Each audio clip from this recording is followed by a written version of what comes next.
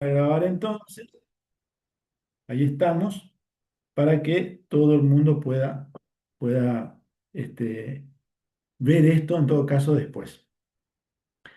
Em, Vamos a compartir pantalla y vamos a comenzar a trabajar con el primer aspecto de este seminario que va a tener que ver entonces con lo que pasa a nivel cerebral. ¿Mm? Como va a quedar grabado, no se preocupen tanto en tomar notas o tomen los que quieran los conceptos más importantes porque después yo les voy a pasar la grabación, voy a pasar la grabación sobre todo a los grupos que son los que permanentemente están, ¿no? Bueno.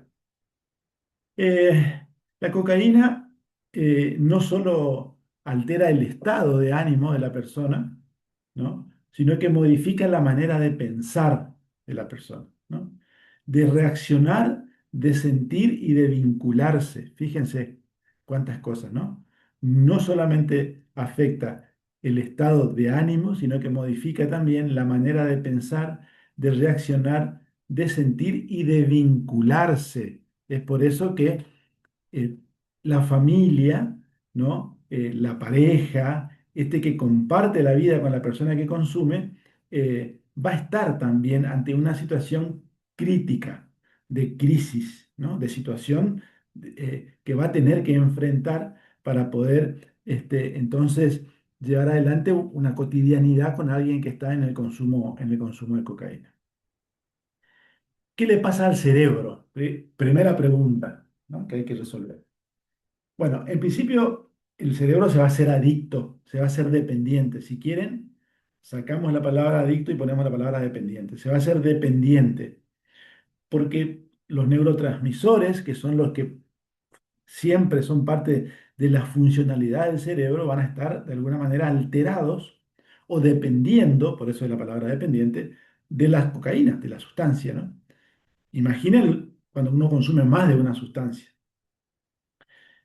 Y una de las cosas que va a aumentar va a ser la dopamina, que es un neurotransmisor que tiene que ver con el estado de ánimo, que tiene que ver con la alegría, que tiene que ver con la gratificación, con el hecho de poder sentir que estoy haciendo algo que me gratifica, algo que me hace bien, y que estoy en la casa de mi hermana o mi hermano o mi padre tomando mate y que eso para mí es algo satisfactorio. Tío. En el adicto, nada de eso, ni nada de lo que haga en su vida es satisfactorio, todo va a estar de alguna u otra manera condicionado al consumo de una sustancia, ¿no? Pero no solamente va a quedar esto acá en el estado de ánimo, también va a haber excitación, porque estamos hablando, cuando hablamos de cocaína, de un estimulante del sistema nervioso central, estimulante, ¿no? Es decir, va a haber una excitación metabólica, todo su cuerpo va a estar acelerado, va a tener una conducta eufórica e intensa, ¿no? Es por eso que aparece como esa fantasía de creer que lo puedo todo y creer que estoy mejor que nunca, que estoy más lúcido, que puedo hacer lo que antes no hacía, ¿no? Es decir, lo que va a ocurrir es que esta excitación y esta euforia intensa van a ser una sensación falsa de poder hacer todo y también de controlar todo. Y la fantasía de control que siempre está más presente es la fantasía de que yo lo puedo controlar, digamos. Entonces, es por eso que siempre se demora mucho el inicio del tratamiento, porque hay muchos ensayos de yo lo puedo controlar solo, no necesito de nadie, yo voy a salir solo del consumo. Bueno, lamento decirle que esto finalmente no termina ocurriendo, ¿eh? Esto no termina ocurriendo. Y que lo otro importante a tener en cuenta también, que esta situación de dopamina tan intensa, que luego entra en un bajón, como en un pozo, va a estimular la necesidad de repetir el consumo. El consumo va a repetirse y va a repetirse primero en periodos más largos que se van a ir acortando en la medida del paso del tiempo, porque justamente esta dopamina, digamos, va a estar ausente si no hay droga, ¿no? Entonces, el cerebro va a comenzar a pedir más. Es como muy sin control lo que le va a pasar al cerebro, no va a tener el control, va a tener una avidez para el consumo porque va a sentir que le están faltando cosas, ¿no? Para que se entienda, lo simplifico así. ¿Qué es lo que se va a alterar? Acá la parte prefrontal, a donde están las funciones ejecutivas. ¿Mm? ¿Cuáles son las funciones ejecutivas? El control. ¿Qué hay en la acción fundamentalmente en la alteración? Pérdida de autocontrol. Fíjense que las situaciones de violencia, las situaciones de accidentes de tránsito, las situaciones de actitudes y conductas explosivas, tiene que ver con esta pérdida del control, ¿no? ¿Qué es lo que no puede hacer una persona que está bajo los efectos de la cocaína? Va a tener dificultad para medir las consecuencias. No va a poder medir las consecuencias. ¿Eh? Va a estar de alguna manera afectado por esta pérdida de control, por lo tanto, va a estar en una situación de alto riesgo, porque va a tener mucha impulsividad. ¿M?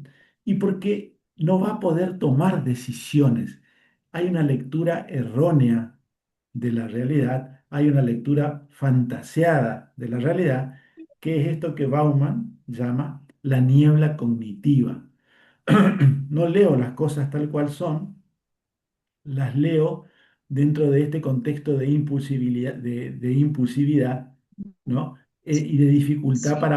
para poder medir las consecuencias. Esto le va a pasar a la persona que está bajo el consumo de la cocaína. Estoy hablando hoy puntualmente de la cocaína. Pero también va a haber efectos psicológicos. Así como hay un cerebro que se hace adicto, hay también efectos psicológicos que van a actuar en combo con ese cerebro dependiente, con ese cerebro que pide permanentemente mayor consumo, con ese cerebro que necesita a la cocaína para poder seguir, entre comillas digo esto, funcionando, ¿no? ¿Cuáles van a ser estos efectos? Algunos por lo menos, para no cansarlo ni hacer tan extenso ni tan profundo esto. Va a haber mucha ansiedad, porque hay una búsqueda permanente y un deseo permanente y una insatisfacción permanente con respecto al tema del consumo, en lo que hace al consumidor de la cocaína, ¿no?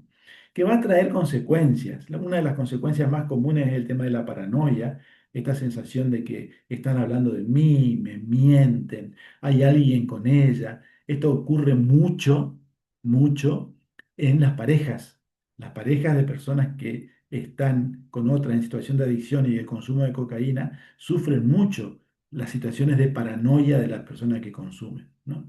Y también de cambios de humor, de cambios de estados de ánimo, de irritabilidad, alternados, alternados con depresión, que por ahí no llega a ser una depresión, pero es un estado abúlico. Abúlico significa falta de voluntad. ¿M? Y también un vacío emocional. Hay como una anestesia de las emociones y la persona no puede sentir emociones porque va a perder empatía, va a perder la posibilidad de conectarse, ¿no? Y de poder comprender al otro, pierde la posibilidad de poder leer en clave emocional a los otros, padre, madre, hermanos, pareja. ¿Mm? ¿Qué va a traer aparejado todo esto que recién mencioné? Cambios en la conducta, cambios en las conductas. Justamente por este deseo permanente de consumo, por esta situación de angustia y de ansiedad que recién les mencionaba, y ante la falta también de comprensión de la familia de lo que está pasando, va a haber mentiras y va a haber manipulación. ¿Mm? Muchas mentiras para tapar primero la situación de consumo y mucha manipulación para poder sostener la mentira, pero también para poder pedir muchas veces dinero para poder comprar, ¿no? O también ocultar salidas, estados de ánimo y ausencias que tienen que ver con el consumo de la droga. Esto va a llevar a violencia, que puede ser verbal o que puede ser física. Muchas situaciones de violencia están dadas con personas que están en situación de adicciones. ¿M? Y el otro extremo, que esto no pasa de manera inmediata, pero se da en la medida del consumo, en la medida que alguien va como metiéndose más en esta dependencia, en esta adicción, es el aislamiento, esta dificultad de conectarme con el otro que se va haciendo cada vez más profunda, ¿no? Y yo les mencionaba recién que muchos de los accidentes que uno ve a veces, sobre todo en moto y autos, pero en todo, en todos lados en realidad, tiene que ver con conductas de riesgo, como pasa con el alcoholismo, digamos, donde también hay una afectación de la corteza prefrontal. En realidad, todas las drogas van a afectar de alguna manera u otra la corteza prefrontal. La cocaína con estas características que les mencionaba, que tienen que ver puntualmente con la pérdida del autocontrol, la dificultad para medir las consecuencias, los problemas en la toma de decisiones y también la impulsividad. ¿M? Por supuesto que esto va a generar entonces mentiras, manipulación, violencia verbal y física, aislamiento y conductas de mucho riesgo, ¿no? Pero esto no queda acá, porque la familia sufre, yo les decía, ¿no? ¿Y qué va a sufrir? Desconfianza. ¿Qué va a llevar? A dónde va a llevar esta desconfianza? A los conflictos, ¿no? A la pérdida de empatía también de la familia para con la persona que está en situación de adicción. Es por eso que muchos dicen, bueno, que tome la decisión, que se arregle, que se vaya. ¿Mm? La familia también se agota emocionalmente, ahora lo vamos a ver más en profundidad, se agota profundamente y también pierde empatía, también deja de leer al otro en clave emocional, salvo que haya algún tipo de situaciones puntuales, como la codependencia, a donde hay una disfunción en los roles. ¿Mm? Es decir, que hay un profundo deterioro, esto se ve mucho en las parejas, hay un profundo deterioro de las relaciones afectivas. También lo vemos en padres e hijos y entre hermanos entre sí.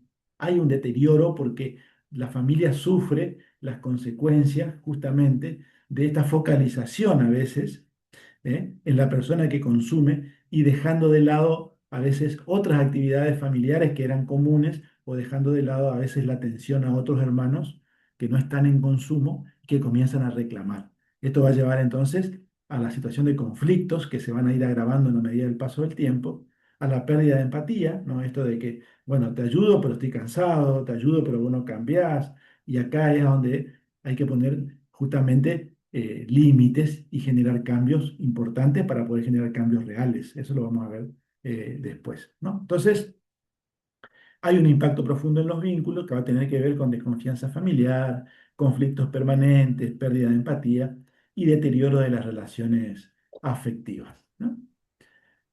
El otro factor que también tiene que ver con lo que le pasa al cerebro, esto está más orientado a eso, tiene que ver con las dificultades para poder dormir.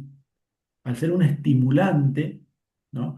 Todo el organismo va a estar en crisis para poder relajarse, porque va a haber una tensión permanente, va a haber también vasoconstricción, va a haber también presión alta. Y por eso que yo siempre digo que las personas que consumen cocaína tienen que controlarse médicamente porque pueden estar en riesgo con respecto al tema de su presión arterial también. Cuando uno está en consumo, esa presión va a estar elevada y lo que hay que ver es si cuando uno no está en consumo, esa presión vuelve a sus valores normales o si sigue de alguna manera en valores que no son valores correctos para la edad y la situación de cada persona. Es por eso que es importante controlarse, ¿no? Entonces, hay alteraciones del sueño, hay insomnios, o sea, la gente que consume cocaína a veces no duerme 2 o 3 días porque va mezclando también con sustancias depresoras y eso hace más extenso el periplo, la ronda, la salida del que consume, se va y está fuera 3 días, 4 días, ¿no? Por supuesto que esto lleva a un agotamiento físico, aunque yo no lo sienta, mi cuerpo se va agotando. Puedo tener también taquicardia, puedo tener cansancio exagerado post-consumo, no me puedo levantar, no voy al trabajo.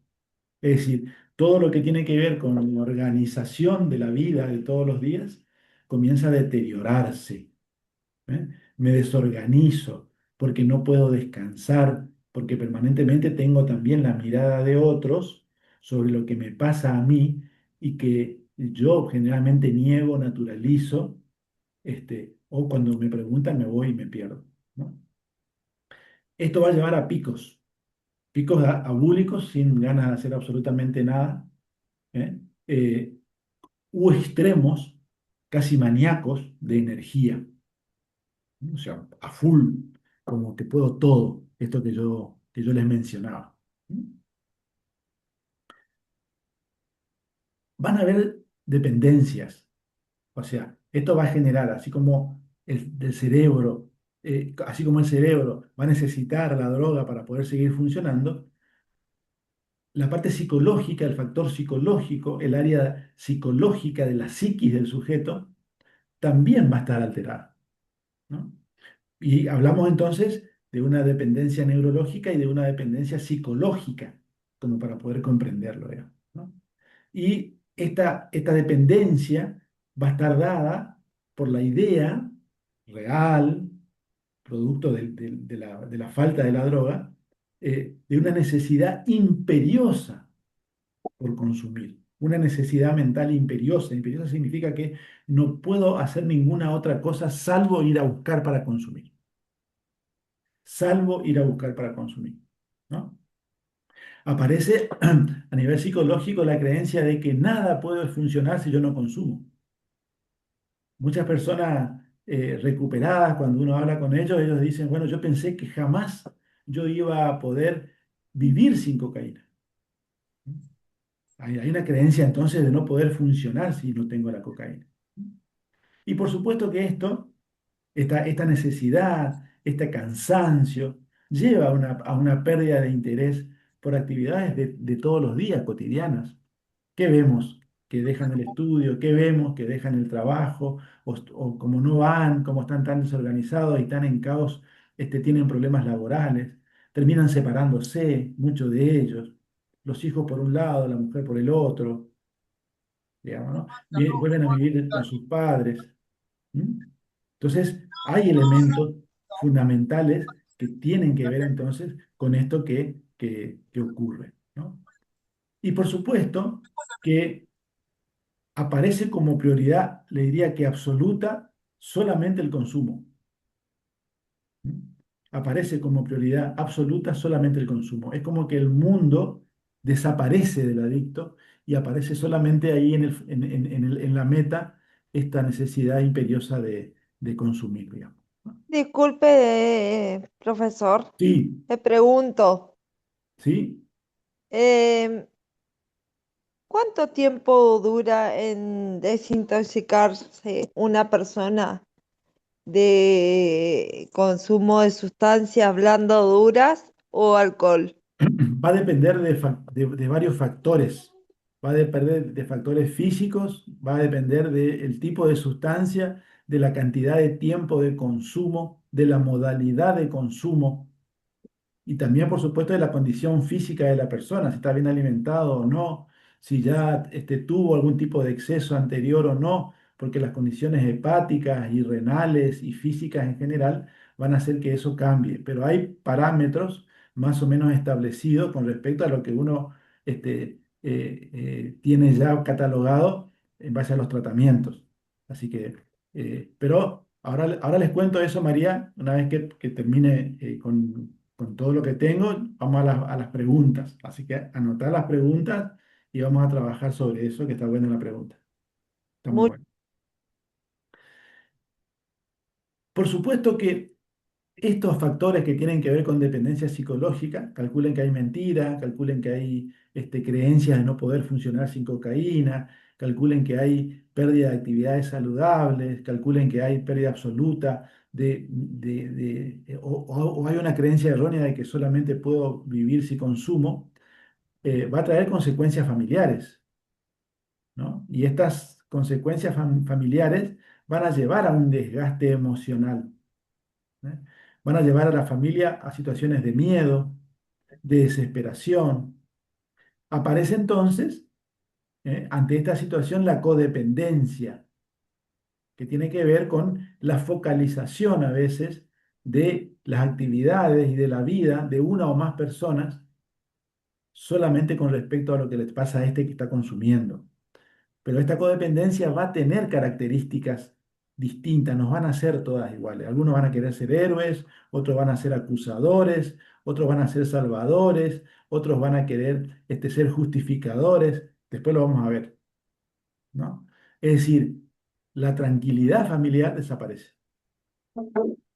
la tranquilidad familiar desaparece. No hay posibilidad de tranquilidad familiar. ¿Por qué? Porque hay una situación crítica en la que la familia ingresa. Y como hay una afectación cerebral, la persona que está en adicciones no se da cuenta de esto. Por eso a esta etapa se la llama etapa de precontemplación. Etapa de precontemplación. Esto es en base al teorema o a lo que explican en teoría Prochaska y Di Clemente, que son autores que trabajaron esto hace mucho tiempo, ¿no? Para que tengan idea de dónde viene todo esto. Para poder reflexionar sobre esto, ¿no? La adicción va a cambiar la conducta porque hay una afectación cerebral y psicológica muy fuerte, ¿no? Y física y de contexto también, pero estamos hablando de lo que pasa a nivel básicamente neurológico y psicológico en esta parte, ¿no? Entonces, la adicción va a cambiar la conducta del sujeto, eso es así. Este seminario es cómo cambia la conducta del sujeto y qué pasa con la familia. La familia también se va a enfermar. ¿Qué quiere decir esto? ¿Que estamos todos mal y que nada más va a volver a su lugar como era antes? No, no, no, yo no digo eso. La familia va a sentir el impacto de esto que pasa con mi familia y va a tener que tomar decisiones de qué hacer, sobre todo a veces con respecto a los límites, con respecto a los roles y con respecto sobre todo a decir, bueno, ¿cuándo vamos a comenzar entre todos, acuerdos familiares, a intentar generar un cambio? ¿No? La familia intenta comprender, no siempre lo logra, ¿no? Y muchas veces se queda solamente en la justificación. Y eso es un elemento que no va a ayudar, ¿no? ¿Por qué? Porque lo que importa es que la familia pueda aprender a generar límites, límites saludables, límites a partir de acuerdos, no de cualquier manera, sino a partir de acuerdos. Esto es un elemento muy importante a tener en cuenta, ¿no? ¿Qué quiero que quede en esta primera etapa? Aunque sea una cuestión cerebral, la recuperación es posible. Aunque haya una cuestión psicológica, la recuperación es posible, ¿no? El cerebro puede recuperarse. Así como el cerebro se hace dependiente, puede también ser autónomo, puede aprender. Pero insisto en esto, es un proceso. Muchos quieren salir en 3 meses y vienen de 10 años de consumo.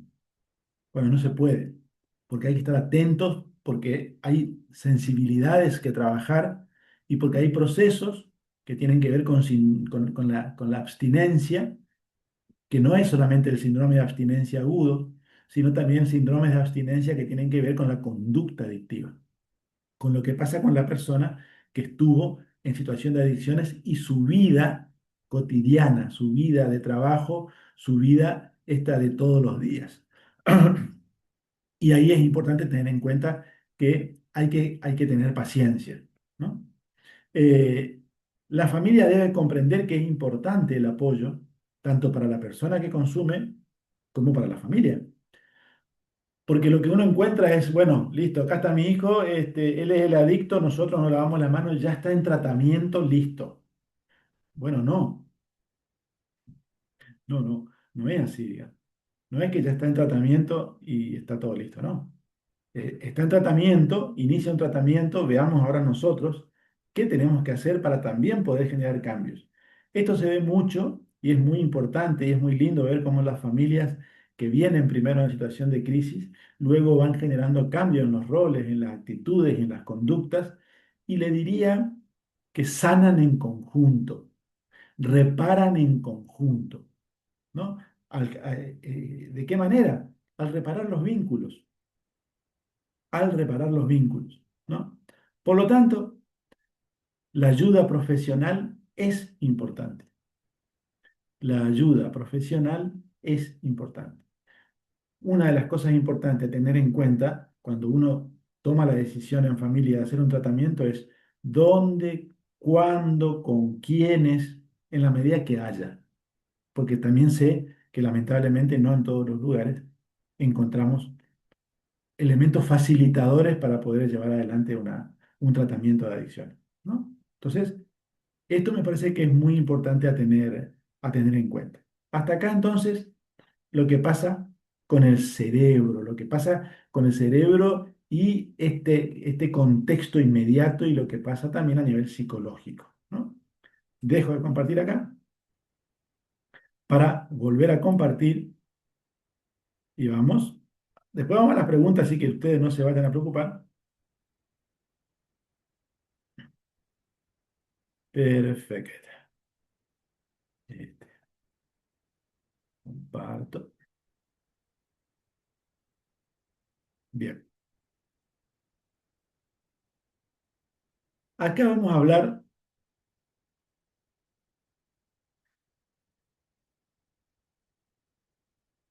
qué tenemos que hacer como familia, ¿no? El seminario era vinculado entonces a la familia y a lo que le pasaba al sujeto en la conducta, ¿no? ¿Qué le tiene, qué tiene que hacer la familia? Intentar comprender antes de juzgar, ¿no? Aprender diferencias, por ejemplo, entre consumo, abuso y adicción. ¿Es lo mismo? No. Digamos, ¿no? ¿Es una cosa el consumo? Sí. ¿Y el consumo problemático otro? Sí. ¿Es lo mismo la adicción a sustancias que la adicción a la conducta o adicciones vinculadas con la conducta, como la ludopatía? Bueno, funcionan de igual manera en algunos aspectos, en otros no, porque en uno hay sustancia, en otros no. Tenemos adicciones a sustancias, cocaína, alcohol, marihuana, etcétera. Hoy hablamos de la cocaína. Pero también hay adicciones, por ejemplo, como la ludopatía, que está haciendo estragos al teléfono celular, al trabajo, al sexo y también adicciones con el tema, por ejemplo, de los jueguitos, ¿no? Es decir, simplifico, la adicción, y esto es para la familia, no es solamente falta de voluntad. Como vimos anteriormente, por eso quería hablar con ustedes desde las placas anteriores para que comprendan qué pasa. La adicción no es solamente falta de voluntad. Y hay que entender que en el caso puntual de la cocaína, que es el nombre, que es el propósito de este seminario, la cocaína va a alterar el funcionamiento cerebral, va a alterar el funcionamiento. Insisto en esto de que se va a hacer dependiente, ¿no? ¿Qué le va a pasar al cerebro? Repasamos. Aumento artificial de la dopamina, euforia, falsa sensación de poder, pérdida progresiva de autocontrol y alteración del juicio y de la percepción. Esto que vimos, ¿no? Que ya les comenté en el anterior, ¿no? Va a haber cambios en la conducta, mentira, manipulación, irritabilidad, cambio brusco de humor, conducta riesgosa, ¿no? E impacto emocional también con respecto a insomnio, agotamiento, depresión y deterioro de la empatía, ¿no? Eh, la familia va a sufrir un desgaste emocional que lo va a llevar a situaciones de conflicto. Y van a aparecer emociones que están en nosotros, pero que en esta situación se van a exacerbar. El miedo, por ejemplo, ¿no? El miedo es una emoción básica, primaria. ¿Por qué es básica y por qué es primaria? Porque lo tenemos todos, ¿no? Y porque de alguna manera es la base sobre la que también se pueden asentar otras emociones, ¿no?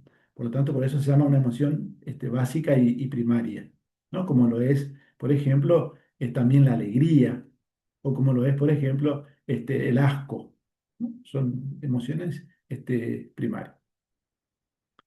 Aparece la culpa y aparece la vergüenza también. Esto la familia lo va a sentir.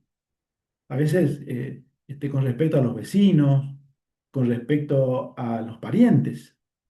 ¿Mm? Y puede haber una situación de estigma, de acusación, aún dentro de la familia, así como la hay de la sociedad para las personas que se encuentran en situación de adicción. ¿Mm? Lo que quiero decirles es que la culpa o la autocompasión, que también ocurre, no va a solucionar el problema. ¿Eh? La culpa no va a solucionar el problema, la vergüenza es algo que también se da como una manera básica y que a veces lleva a el conflicto familiar. en la acusación con el otro permanentemente. ¿Mm? Es decir, esta familia que tenía un ritmo, que tenía un modo, que tenía una vida de relación hacia adentro y hacia afuera, van a sufrir cambios, va a sufrir cambios, que se van a dar en el conjunto, pero que también se va a dar en cada uno de los individuos que conforman ese grupo familiar, tanto el primario como a veces el extendido también.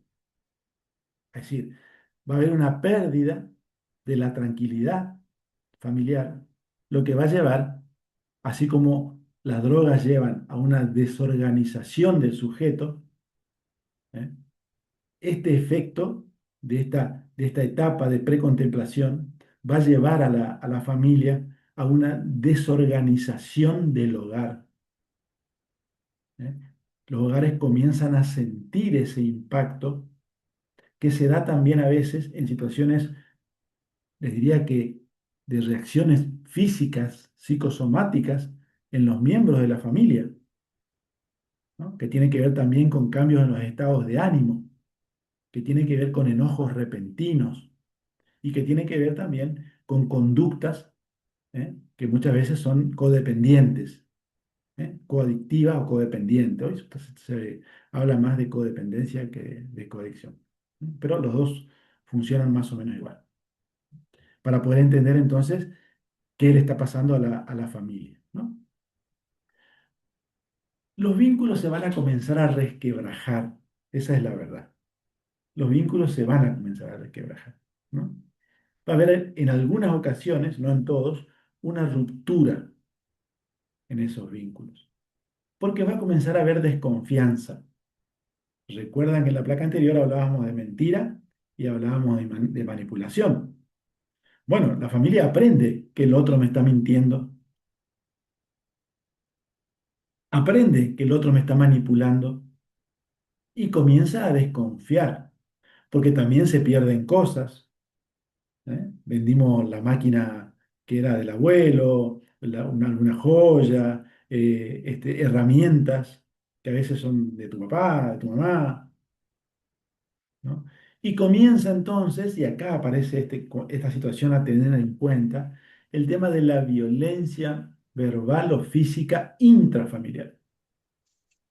Esta de confianza, esta situación de estrés permanente, esta situación de crisis, yo por eso hablo de una situación en crisis, lleva a una situación de violencia a veces que se queda solamente en lo verbal, pero que sí va a romper los vínculos, o también física.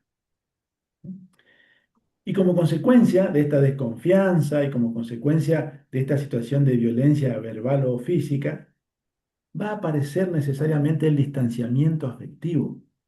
Ocurre mucho entre hermanos, ¿no?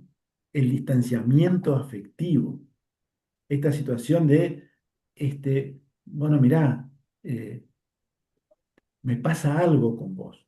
Como hermanos nos peleamos, porque todo el tiempo vos sos el foco de atención y yo que hago todo bien, no. Digo, entre hermanos esto. Y en la situación de papá y mamá, a veces son las madres las que más están a full, al lado, acompañando, y los padres los que más nos enojamos y tomamos distancia a veces. Por una cuestión de comodidad también, o de no hacerse cargo. ¿No? Pero hay una cuestión ahí de distanciamiento afectivo. ¿No? Y por supuesto, esta situación, fíjense el combo, desconfianza, violencia verbal o física, distanciamiento afectivo, lleva a conflictos constantes. Conflictos que escalan en magnitud y a veces lo que va a ocurrir es que van a desproteger, van a dejar como aislado a la persona que se encuentra en situación de adicciones. Bien, a veces pasa eso. ¿Mm? ¿Por qué? Porque también aparece acá otro rol que es el chivo expiatorio, que es donde cargamos la responsabilidad de todo esto que nos pasa. Y nadie quiere hacerse cargo a veces, digamos. Es por eso que es importante que la familia pueda tratarse, insisto, en consultas que permitan a veces consultas de familia que tienen el propósito de revisar lo que está pasando para ver de qué manera uno puede acompañar mejor. Eso es importante. Tener en claro eso me parece que es importante. Entonces, desconfianza, violencia verbal o física, distanciamiento afectivo y conflictos constantes, ¿no? Aparece la codependencia de alguno o de más de uno, ¿no? Generalmente esto se da en las parejas mucho, en las mamás también. Sobreprotección, sobreprotección, con buena intención, con amor, pero que muchas veces lleva a una situación de mayor crisis sin sacar a la persona que se encuentra en situación de adicción de su adicción. Tenemos que tener en cuenta que la sobreprotección siempre vacía de contenido a la otra persona. La sobreprotección siempre vacía de contenido porque no le permite poder experimentar su praxis, su práctica de vida. En los niños esto es complejo porque produce trastornos de conducta a futuro, ¿no? El otro elemento que aparece como una disfunción vincular también en la familia es el control excesivo, ¿m? Casi una persecución. Te vas al baño y te golpeo todo el tiempo porque estás tardando, según creo yo, más de lo que tenés que tardar.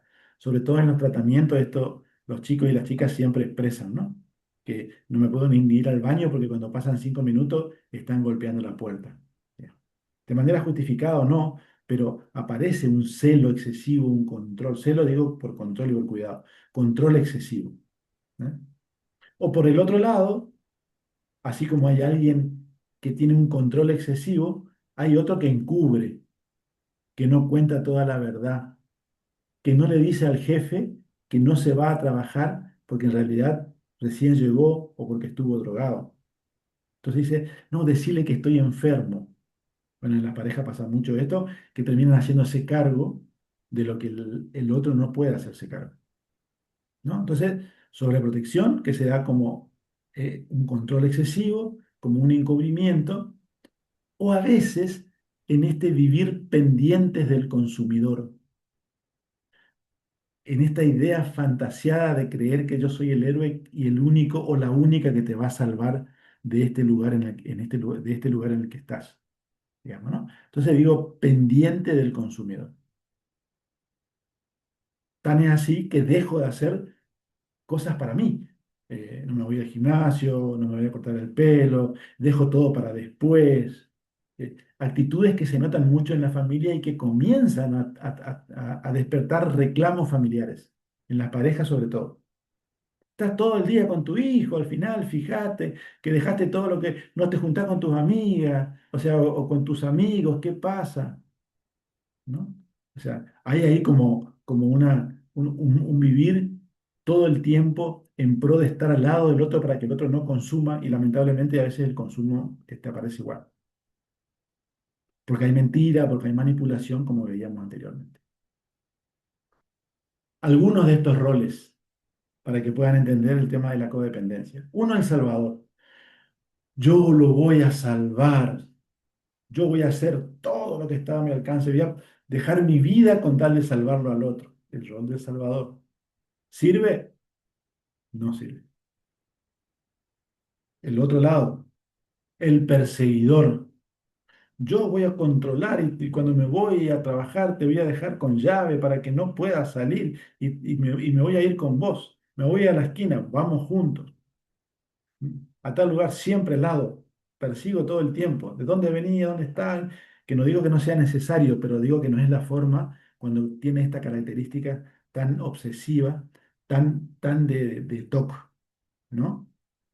Entonces, ¿por qué? Porque en la primera etapa del tratamiento es importante el acompañar muy de cerca, pero no de perseguir, ¿no? Entonces yo siempre digo, acompañar sí, perseguir no, ¿no? El otro rol familiar disfuncional dentro de estos roles de codependientes es el negador. El negador es, no, no, pero él es así nomás. No, es solamente los fines de semana. Ah, no, no, está cansado ahora. Lo que pasa es que está cansado, por eso es. Pero si no, él es un buen chico, ¿eh? Y fíjense que nadie está hablando de bueno o malo. Acá no estamos poniendo en tela de juicio la calidad de persona. Estamos hablando de alguien que está en situación de consumo. Por lo tanto, eso es importante tener en cuenta. El otro factor, el hijo invisible o mediado. El invisible es de indiferencia. Él hace su vida, que se arregle, es problema de él, tendrá que resolverlo solo. Nosotros ya no. O mediado es que todo el tiempo medio por él. No, no, no, yo le voy a solucionar el problema. Yo voy a hacerlo, ¿no? Estamos hablando de los roles y estamos hablando de la codependencia. Señales de alarma. Muy importante esto para la familia. Señales de alarma. Fíjense que es un círculo, ¿no? ¿Por dónde comenzamos? Cambios bruscos de personalidad. Venía bien, actuaba de una manera, resulta que comienza a cambiar. No dice toda la verdad, baja rendimiento escolar, dejó la universidad, no puedo convencerlo de que él tiene que levantarse para ir a trabajar, está más agresivo, veo que todo el tiempo está buscando a ver si hay plata, esconde cosas, no me deja entrar a la habitación, etcétera, etcétera, etcétera. Cambios de personalidad bruscos. Venía bien, de repente, ¡pum! Y cambia día a día. Hay días que está muy amable, que parece que quiere conciliar, y hay días que no lo conozco. La frase es, mi hijo no es el que era antes, dicen los padres. Aislamiento, mentiras. Estamos hablando de señales de alarma. Aislamiento, mentiras. ¿Mm? Mucho tiempo encerrado. Toda la noche pasa despierto con el celular o conectado. Y mentiras. Por supuesto, si no trabajo, si dejé todo lo que tenía que ver con mi economía y si gasto un montón de plata en droga, voy a comenzar a tener problemas económicos. Voy a comenzar a tener problemas económicos. Y en la cocaína, puntualmente, aparecen, como yo les mencionaba hoy, las conductas paranoides, ideas persecutorias, alucinaciones. En los vínculos de pareja, sobre todo, mucha paranoia que lleva muchas veces a denuncias, por situaciones paranoicas de acoso terrible, vía celular o personalmente, digamos. Señales de alarma. Si mi novio, que venía bien, que era normal, comienza todo el tiempo a perseguirme, a decirme que hay alguien conmigo en mi casa, que salió del ropero, que saltó del balcón, comienzo a decir, che, acá está pasando algo. No sostengan estos cambios bruscos de personalidad sin preguntarse por qué y qué está pasando. Y hablo puntualmente en la pareja porque esto pasa mucho en la pareja. Por experiencia se los digo, ¿no? Entonces, señales de alarma. ¿Qué no hacer?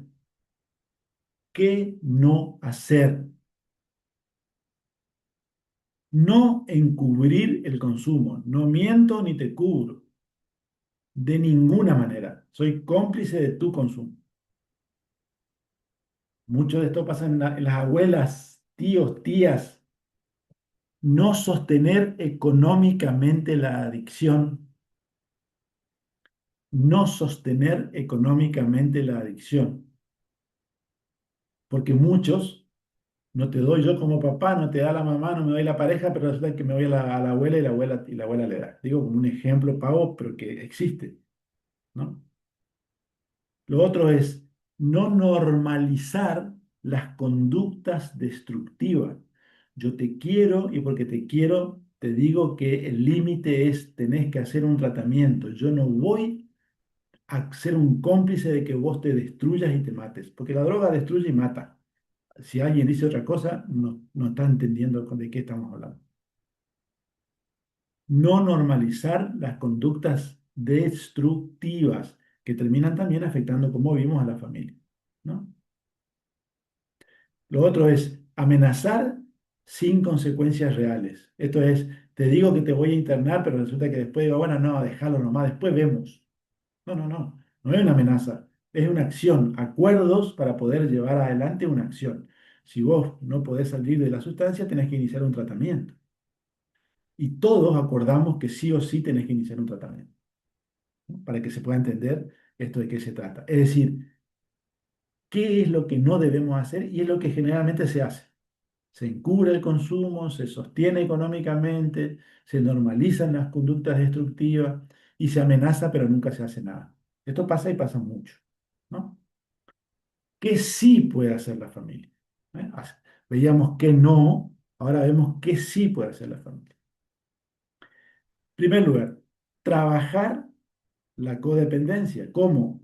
Buscando orientación profesional. ¿Cómo? Poniendo límites claros. ¿Cómo? Aprendiendo sobre las adicciones. Es un círculo. Fíjense, trabajo la codependencia.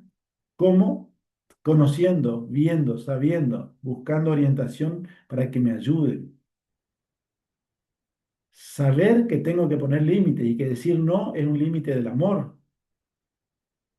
Y sobre todo saber, por eso yo soy un divulgador, ¿no? Porque es importante saber. Mi fundación tiene un lema y el lema es formación es prevención. Entonces me parece que esto, ¿no? Aprender sobre adicciones, fundamental, porque es la manera que tengo de poder acompañar, de poder ayudar sin caer en todos estos parámetros y factores que recién les mencioné. ¿Cuándo hablo? ¿En qué momento le digo? ¿Cuándo hablamos del tratamiento? En cualquier momento, recuerden lo que es la cocaína, recuerden el estado eufórico, recuerden las mentiras, recuerden la manipulación, recuerden la paranoia. ¿Cuándo? ¿En cualquier momento? No. Busco momentos de calma, cuando no esté bajo los efectos de la droga. No me voy a discutir violentamente cuando él está en situación de adicciones para decirle que no tiene que drogarse, porque no me va a escuchar, no me va a escuchar, ¿no? Es decir, sí cuento, sí digo que estoy preocupado, preocupada, y también pregunto de qué manera lo puedo ayudar al otro. Hablar desde la preocupación, no voy al ataque, no voy a la comparación. Mirá, tu hermano, ¿dónde está? Y vos al final te dimos todo. No voy desde ese lugar, voy desde la preocupación. Límites saludables. ¿Qué significa límites saludables? Que sean límites acordados por todos. No es solamente lo que dice tu padre, lo que dice tu madre. Es, che, juntémonos para ver de qué manera acompañamos, para poder saber cómo podemos sacar a nuestro hijo, a nuestra pareja, de la situación de adicción. ¿Se puede salir? Sí. De cualquier manera, no. Con un tratamiento, sí. Con cualquier tratamiento, no siempre. ¿La internación es la primera, en lo primero que tenemos que pensar? No. ¿Es la última alternativa? No, no estoy diciendo eso. Digo que es una alternativa más, pero no es ni la primera ni la última. Es una de las alternativas. Hay centros de día, hay centros de noche, acá no, en Resistencia, particularmente yo estoy en Resistencia. En otros lugares tampoco, centros de fines de semana. Hay que buscar cuáles son las viabilidades. ¿Hay centros de atención públicos? No, que les diría que por lo menos en todo lo que es NEA y NOA hay una escasez terrible de esto, ¿no? Por lo tanto, es importante aprender para ver cómo acompañamos, ¿no? Entonces, ¿cómo hablar con alguien que consume, ¿no? Hablar en momentos de calma, evitar discusiones violentas, hablar de la preocupación y no atacar, y sostener los límites saludables. Frases para reflexionar de este seminario. La adicción cambia la conducta. Repito esto. La familia también se enferma, también se cura.